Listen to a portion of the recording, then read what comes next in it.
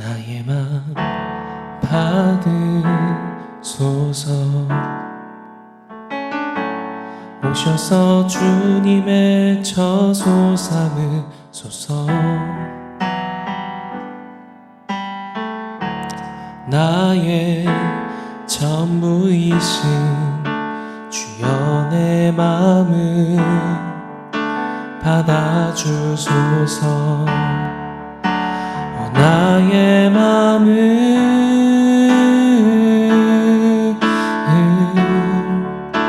주님께 열었으니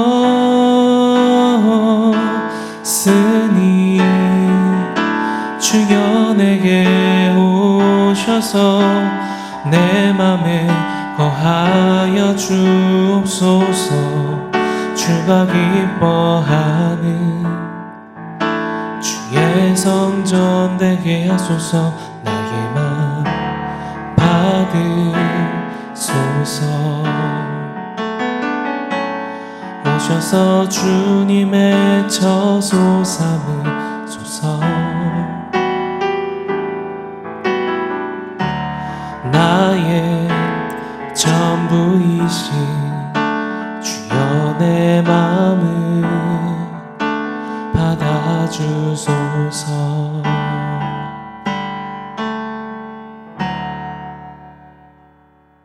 샬롬. 오늘 함께 보실 말씀은 요한일서 1장 1절부터 2절 말씀입니다. 태초부터 있는 생명의 말씀에 관하여는 우리가 들은 바요, 눈으로 본 바요, 자세히 보고 우리의 손으로 만진 바라. 이 생명이 나타내신 바 된지라. 이 영원한 생명을 우리가 보았고 증언하여 너희에게 전하노니 이는 아버지와 함께 계시다가 우리에게 나타내신 바 된 이시니라. 아멘. 경호원 면접 중에는요, 3, 4일간 함께 숙박을 하며 진행하는 면접이 있다고 합니다.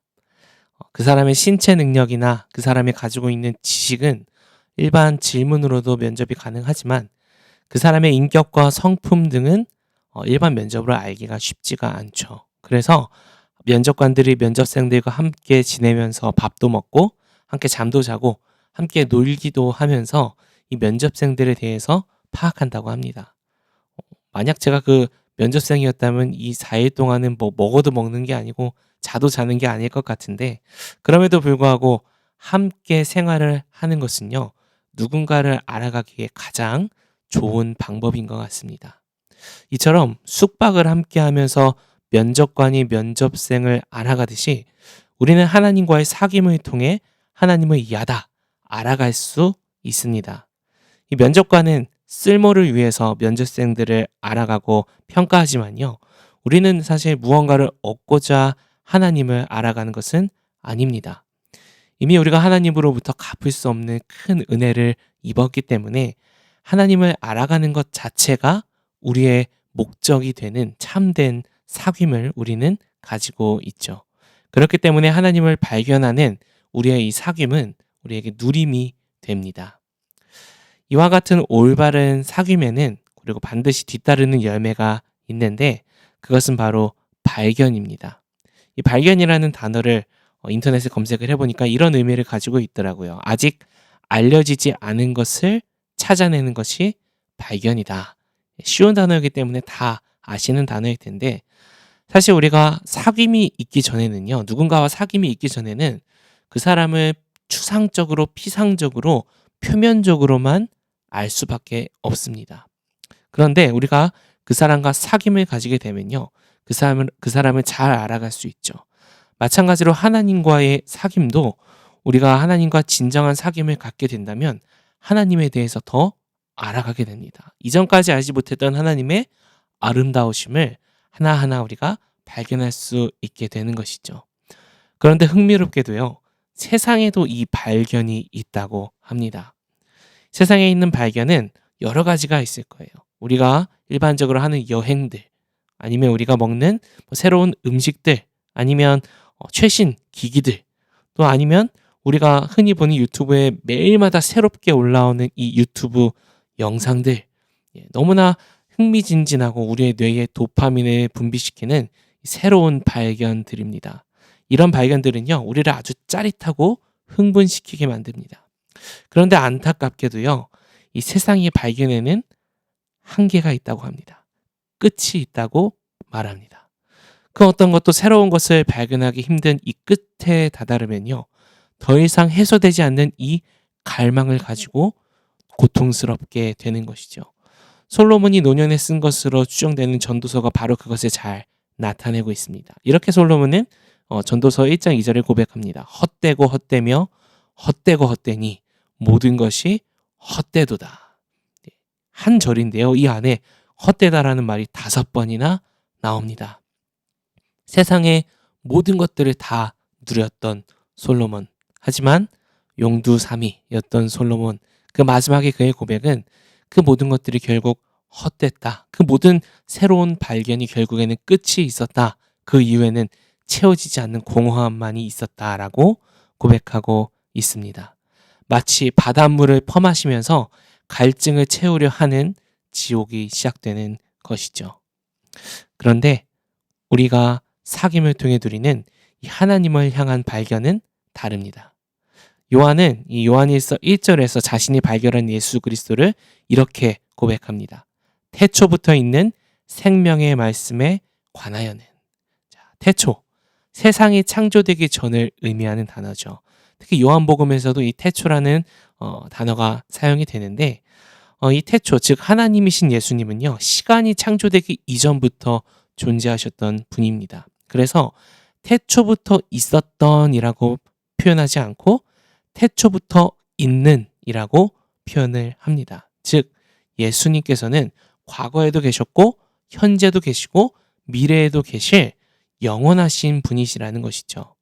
우리가 평생 하나님과의 사귐을 누리며 그분을 알아간다 한들 우리는 결코 영원하신 하나님을 발견함의 끝을 볼 수 없을 것입니다.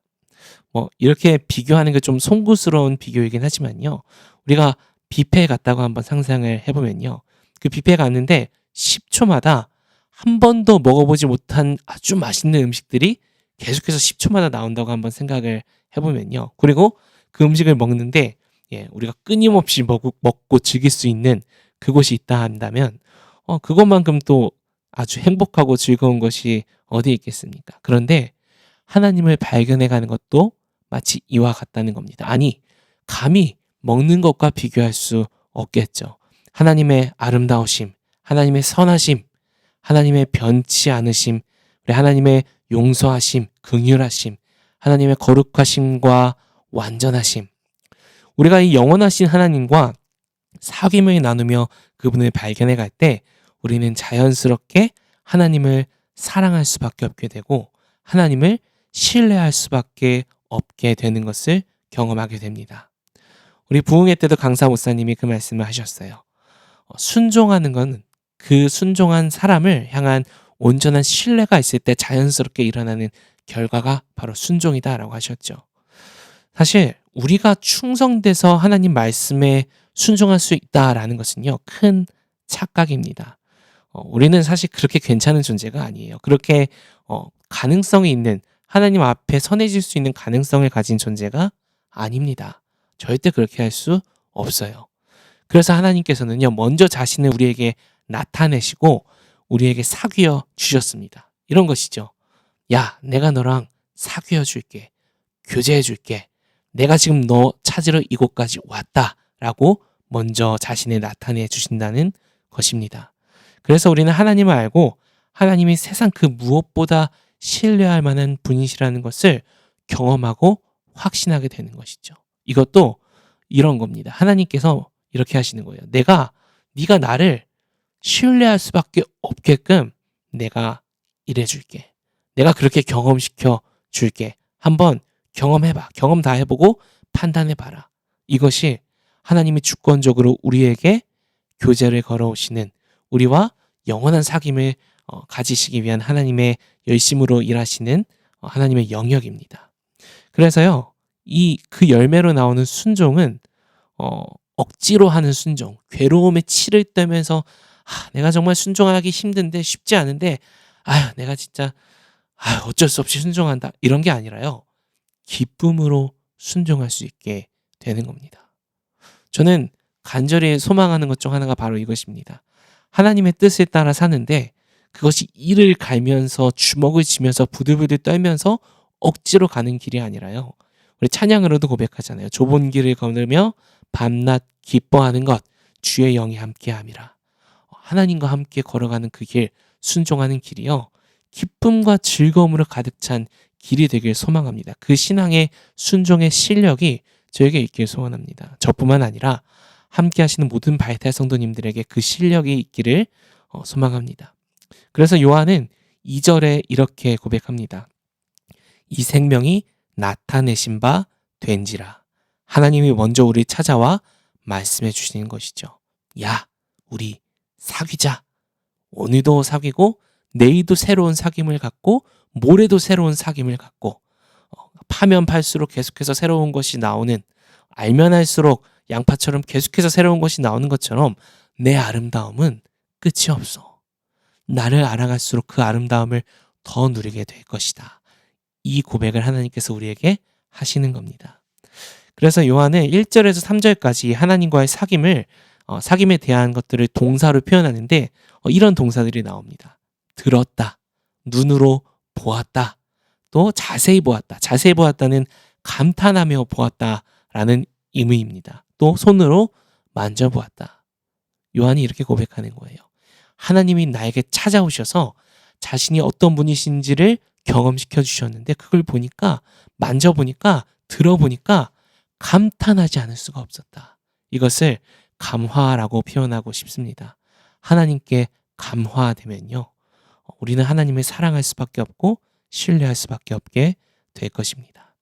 그래서 우리가 솔로몬의 고백처럼 다 헛되고 헛되다가 아니고요, 새롭고 새롭다. 이것이 우리의 고백이 되었으면 좋겠습니다.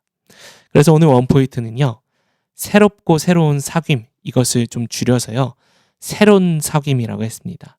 제가 원포인트를 4글자로 끊고 싶어서 새로운 사귐하면 5글자가 돼서 새로운 사귐, 이렇게 4글자로 끊었는데 우리 새로운 사귐, 날마다 하나님을 사귈 때마다, 교제할 때마다 하나님의 새로운 하나님의 성품을 깨달아가는 우리의 그 사귐이 있길 소망합니다. 그래서 오늘은 특별히 한 가지 적용점을 같이 나누면 좋겠는데, 하나님과의 사귐을요, 그저 머릿속으로 감정으로 끝내는 것이 아니라 한 단어 한 문장으로라도 기록해 보셨으면 좋겠어요. 제가 우리 교육부 아이들과 함께 제자 훈련을 하면서 하는 것인데, 말씀을 묵상하고 한 단어 한 문장으로 그 말씀을 통해 하나님이 나에게 주신 것들을 적어보는 것입니다. 그런데 우리가 적어볼 때요, 내가 발견한 그 하나님의 성품, 하나님의 은혜를 놓치지 않고 차곡차곡 쌓아갈 수 있게 됩니다. 그것이 쌓이고 쌓였을 때 어느 순간 우리는 고백하게 될 것입니다. 하나님을 내가 사랑한다. 기쁨으로 순종할 수 있다라는 고백이 저와 우리 성도님들 가운데 있기를 충만하길 소망합니다. 아멘. 이 시간 우리 함께 말씀과 원포인트 기억하며 기도하기 소망합니다. 우리 인생 가운데 많은 발견들이 있습니다. 때로는 우리가 쉼을 얻기 위해 새로운 발견들을 갖는데, 하나님, 우리가 이 세상 살아가면서 하나님을 발견하는 것이 멈추지 않게 하옵소서. 날마다 하나님과 함께하는 친밀한 교제 가운데, 그 사귐 가운데 하나님의 아름다우심을 발견하게 하시고, 나를 향한 하나님의 계획과 하나님의 선하신 뜻을 발견해서 그 하나님을 사랑하고 신뢰하며 하나님 앞에 기쁨으로 순종하는 그 실력이 하나님 주님과의 친밀한 교제 가운데 이루어지게 하옵소서. 함께 오늘 하루도 우리와 함께 하실 그 하나님과의 친밀한 교제를 구하며 기도하겠습니다.